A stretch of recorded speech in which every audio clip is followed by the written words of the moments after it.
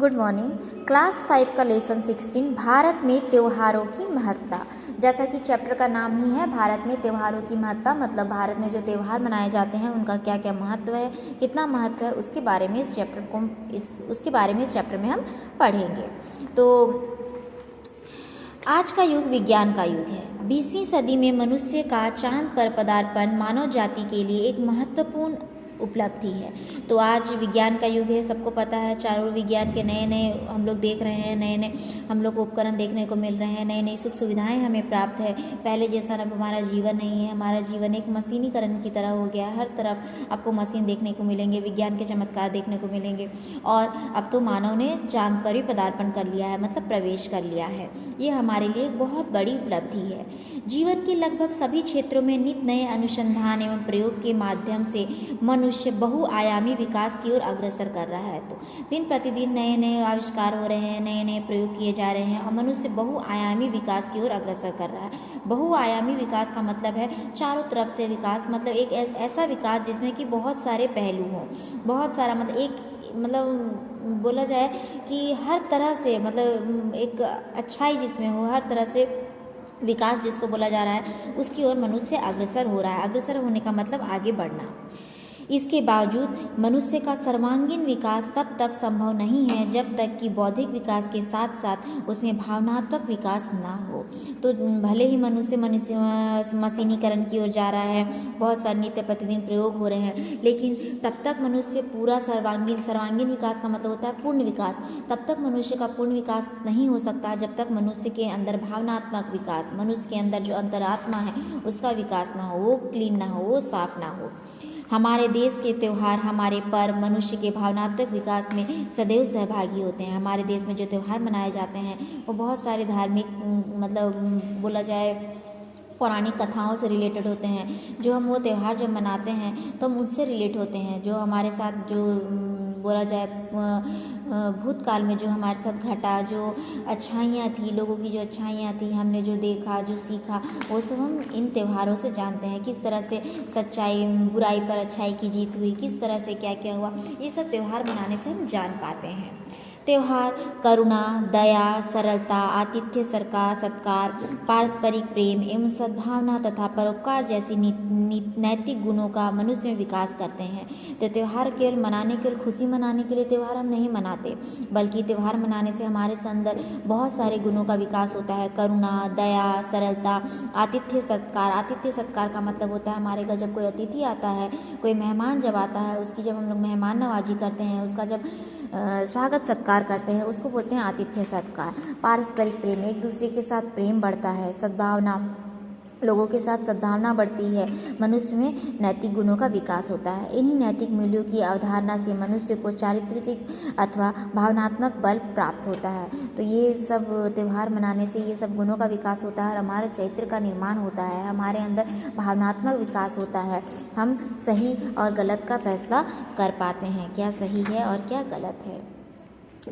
नैतिक मूल्यों के साथ साथ त्योहारों को मनाने में जो खुशियाँ मिलती हैं, आज के तनावग्रस्त माहौल में उसका महत्व भी कम नहीं है। तो सबको पता है आजकल का जीवन जो है भाग दौड़ वाला जीवन है, किसी के पास समय नहीं है। लेकिन जब पर्व त्यौहार आता है तो क्या होता है, सगे संबंधी साथ में मिलते हैं, पड़ोसी मिलने को आते हैं, आसपास के लोग मिलने को आते हैं। तो ऐसा करने से मन में खुशी जागृत होती है और जो हमारा तनावग्रस्त जो जीवन होता है, जो एक बिजी लाइफ होता है, उसमें थोड़ा रिलैक्स मिलता है हमें।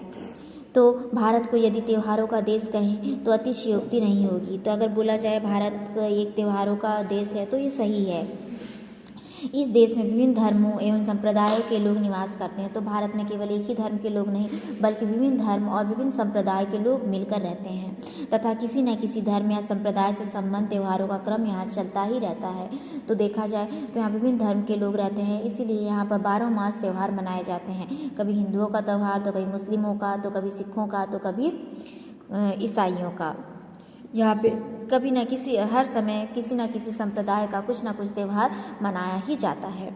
कभी हिंदुओं की दिवाली होती है तो कभी सिखों की बैसाखी, मुसलमान कभी ईद की खुशियाँ मनाते हैं तो कभी ईसाई क्रिसमस के अवसर पर चर्च में प्रार्थना करते दिखाई देते हैं। ये त्यौहार मनुष्य की नीरस दिनचर्या में सुख का अरुण प्रभात लेकर आते हैं। तो ये जैसा कि मैंने पहले ही बताया कि अलग अलग धर्म के लोग रहते हैं, अलग अलग अपना धर्म उनको धर्म मानने का पूरा छूट है, तो लोग अपना अपना धर्म अपना त्यौहार मनाते हैं। तो वर्ष में 12 मास यहाँ पर त्यौहार मनाए जाते हैं।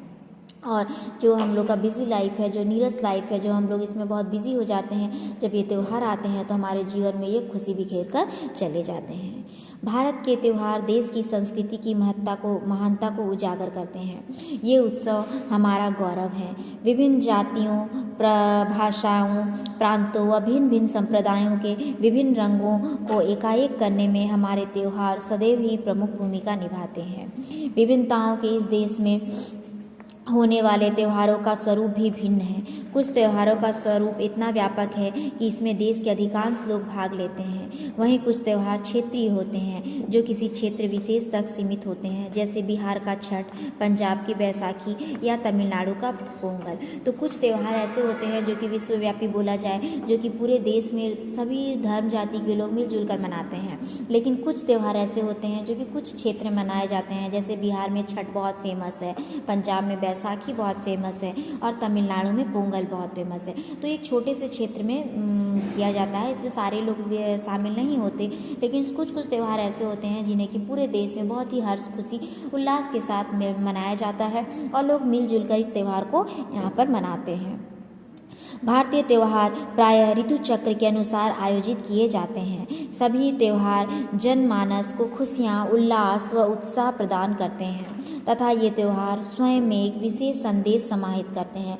तो केवल त्यौहार खुशी मनाने के लिए नहीं होता, बल्कि अपने साथ एक संदेश लाता है। हम जितना भी त्यौहार देखें, होली देखें, दशहरा देखें, दिवाली देखें, सबके साथ एक ना एक क्या बोले हम अपने साथ एक सीख देकर हमें जाता है, जो कि उसके साथ एक पौराणिक कथा जुड़ी होती है।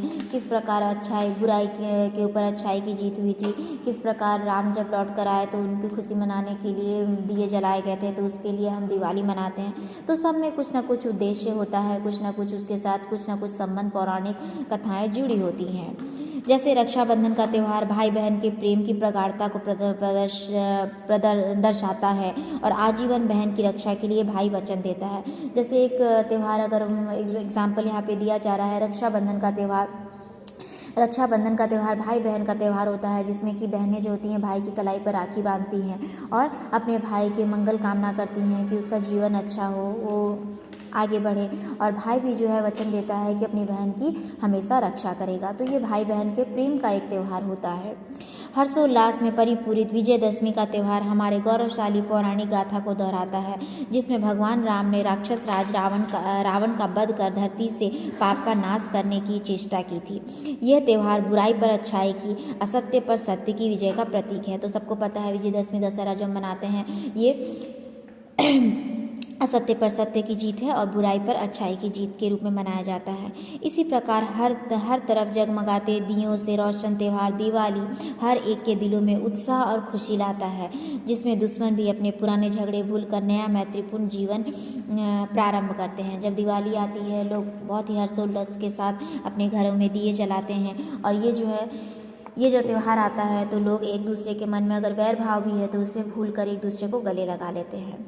इसके अतिरिक्त राष्ट्रीय स्तर पर अल्पसंख्यक वर्ग के भी अनेक त्यौहार हैं, जैसे मुस्लिम भाइयों की ईद, मुहर्रम तथा सिखों की बैसाखी। इस प्रकार ईसाइयों का प्रसिद्ध क्रिसमस का त्यौहार। ये सभी त्यौहार लोगों में खुशियाँ, उत्साह व मन में नवीनता लाते हैं, जो मनुष्य की नीरसता को दूर करते ही हैं, साथ ही साथ लोगों को नैतिक मूल्यों की अवधारणा हेतु भी प्रेरित करते हैं। तो यहाँ पे बताया गया दूसरे धर्म के भी जो त्यौहार हैं वो भी यहाँ पे मनाए जाते हैं। यदि हम अपने कुछ राष्ट्रीय त्योहारों की चर्चा करें तो ये धार्मिक त्योहारों से कम महत्व के नहीं है। स्वतंत्रता दिवस, गणतंत्र दिवस, बाल दिवस, गांधी जयंती, शिक्षक दिवस आदि राष्ट्रीय त्योहार देश और समाज के प्रति हमारे कर्तव्यों को स्मरण कराते हैं। जो कि नेशनल फेस्टिवल हम लोग जानते हैं कौन कौन सा राष्ट्रीय त्यौहार है। ये हमारे कर्तव्य, जो हमारे देश के प्रति हमारे क्या कर्तव्य हैं, उनके बारे में हमें याद दिलाते हैं। इन त्योहारों के आगमन पर हमें अपने देश के इतिहास, उसकी परंपरा तथा वर्तमान में हम किस ओर जा रहे हैं, इसका निरीक्षण करने का एक अवसर प्राप्त होता है। तो ये जब त्यौहार आते हैं तो हमें याद आता है कि किस तरह देश को आज़ाद करने में किस तरह हमारे वीर सैनिकों ने अपना बलिदान दिया और हमारा क्या कर्तव्य है और हम किस ओर जा रहे हैं, हमें किस ओर जाना चाहिए। अपने आप का निरीक्षण करने का ये एक मौका देता है ये जब त्यौहार आते हैं। विभिन्न अवसरों पर हम अपने महापुरुषों का स्मरण करते हैं तथा उनके आदर्शों का पालन करने की चेष्टा करते हैं। इन अवसरों पर हम अपने महापुरुषों को याद करते हैं, उनके बलिदान को याद करते हैं, उन्हें श्रद्धांजलि देते हैं और उनके पथ रास्ते पर जाने की कोशिश करते हैं। हमारे राष्ट्रीय पर्व हमें उन अमर शहीदों की याद दिलाते हैं जिन्होंने देश की आज़ादी के लिए हंसते हंसते अपने प्राण न्यौछावर कर दिए। तो उन्हें हम याद करते हैं जिन्होंने हमें आज़ाद करने के लिए, हमें आज़ादी देने के लिए हंसते हंसते अपने प्राणों की बलिदान दे दिया था। इन त्योहारों पर हम भारतवासी यह संकल्प लेते हैं कि हम देश की एकता, गौरव व इसकी अखंडता बनाए रखने हेतु सदैव तत्पर रहेंगे। तो इन त्योहारों के अवसर पर हम भारतवासी ये संकल्प लेते हैं कि हमारी एकता को हम कभी टूटने नहीं देंगे, हमारे देश के गौरव को हम कभी नीचा नहीं होने देंगे। इसके लिए हम सदा तैयार रहेंगे और इसकी रक्षा के लिए जो हमने आज़ादी पाई है उसे हम कभी भी लूटने नहीं देंगे। हमारे भारतीय त्योहारों का स्वरूप भिन्न है, इन्हें मानने की विधियाँ अलग अलग हैं, परंतु इन सभी त्योहारों का मूल एक है। यही हमारी भारतीय संस्कृति का मूल है जो समस्त भारतवासियों को एक सूत्र में पिरोए रखता है। सभी त्योहार लोगों को उत्साह, खुशी व भाईचारे का संदेश देता है। भले ही अलग अलग विधियों से ये त्यौहार मनाए जाते हैं, हिंदू लोग अलग तरह से मनाते हैं, मुस्लिम लोग अलग तरह से मनाते हैं, लेकिन सबका उद्देश्य एक ही है, भाईचारे को बढ़ावा देना, मन में खुशी को जागृत करना। वर्तमान में हमारे क्षेत्रीय त्यौहार भी जब राष्ट्रीय स्तर पर मनाए जाने लगे हैं तो इन त्योहारों का महत्व और भी बढ़ गया है। आजकल क्षेत्रीय त्योहारों को भी बड़े जोर शोर से मनाया जाता है, राष्ट्रीय तौर पर उन्हें मनाया जा रहा है, सारे देश के लोग उसमें शामिल हो रहे हैं। देश के त्यौहार सामाजिक, धार्मिक, सांस्कृतिक एवं आध्यात्मिक हर दृष्टि से महत्वपूर्ण है। इन त्योहारों की शुद्धता, पवित्रता व मूल भावना को बनाए रखने का दायित्व हम सभी पर है। ये त्यौहार हमारी भारतीय संस्कृति का गौरव है और हमारी पहचान है। तो इन त्योहारों से ही हमारी पहचान होती है और इसे हमें हमेशा बनाकर रखेंगे, ये हमें संकल्प लेना चाहिए था। तो ये था चैप्टर।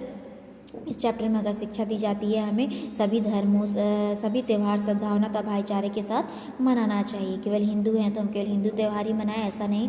हमें सारे धर्मों, सारे संप्रदायों या सारे जाति के लोगों का सम्मान करना चाहिए और उनके धार्मिक आस्थाओं के ऊपर भी ठेस नहीं पहुंचानी चाहिए, बल्कि उनके बारे में भी सोचना चाहिए। तो ये था चैप्टर कंप्लीट हुआ। नेक्स्ट वीडियो में इसका हम क्वेश्चन आंसर करेंगे। Thank you. बाय।